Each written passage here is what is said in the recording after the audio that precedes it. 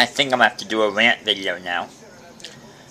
This corporate storyline on WWE, it's any time when you have a corporate storyline, every time you have a corporate storyline, there tends to be a lot of burial in every situation. The brands, look at 2004. Oh my god, the only people who were made from the Evolution storyline were Randy Orton and Batista. And they were future main eventers at the time, future stars, future popularity figures in the WWE. And they were rightfully so. They were really, really great potential. Randy Orton, son of Bob Orton.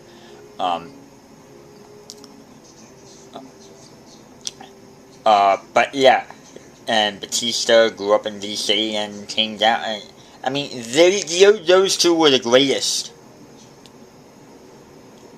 of the Ruthless Aggression era. Greatest figures of the PG era too.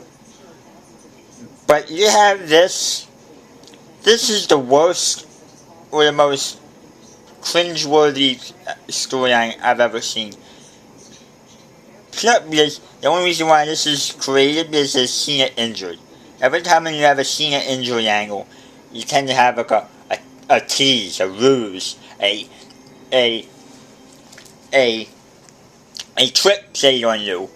And saying, I mean, it happened in 08 with Randy Orton becoming champion multiple times. He became champion multiple times then.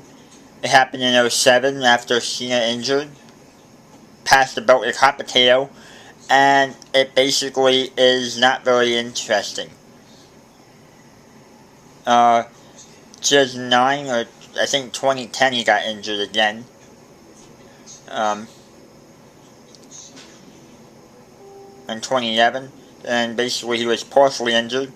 So what he did is after his Nexus charade, Cena basically had a partially fractured neck, so he had to so he couldn't laugh very well.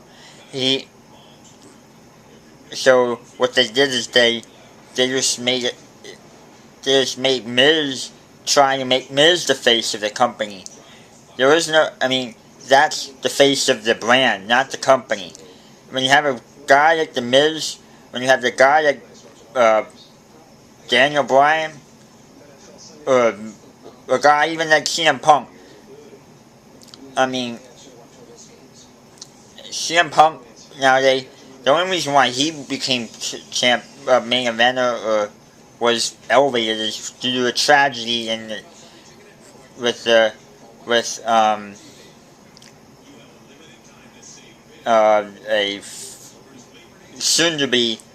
going to be a ECW champion. Can I mention the name? Chris Benoit. That's the only reason why they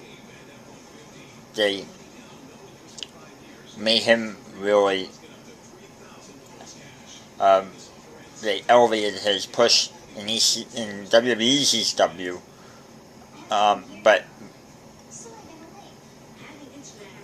But the Summer of Punk angle, I was sold on. I was sold on because it was very interesting, and I liked it. Everything was good flow. Cena was there. He wasn't injured. He wasn't like in crutches back then. He wasn't. He was there partially. So he actually. But this, I mean, Randy Orton. They say he's the face of the company. He was the face of the company, 9 years ago. But now, Daniel Bryan is the face, and they don't like that. They want to bury him and say he is just they just want to bury him like they buried a crap load amount of wrestlers during the Evolution angle. They buried Scott Steiner, they buried Kevin Nash, they buried well, they buried, they internally buried Batista in '05. They tried burying him. They buried, they, basically they buried the entire roster. They are, and it makes no sense whatsoever. I'm actually, and this is not, and no wonder, and every time when you say you want good wrestling on the internet, you're laughed at as a kook. You're laughed at as a person who says, oh, you're living in the past. You're living in the past. Well, these are the same people who love Cena and hate, and are just pandering people. These are not the fans that are honorable. These are the fans that are distrustful and charlatans that play, that look. And this is not to be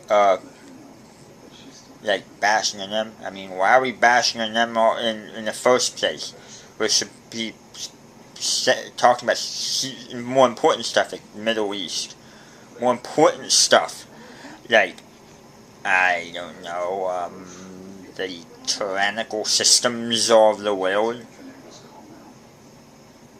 We're talking about, I mean, it's came out that all these, that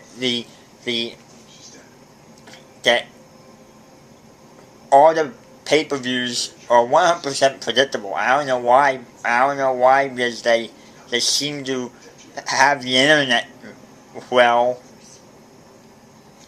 What could go wrong if it's so predictable and you find out that most of these fans are being played and manipulated? I mean, I agree with a lot of the fans. I mean, I'm not a YWC apologist. That's what I'm not. I'm not a WWE basher, or TNA basher, or a ROH basher. I think there's better wrestling on TNA, and it may be because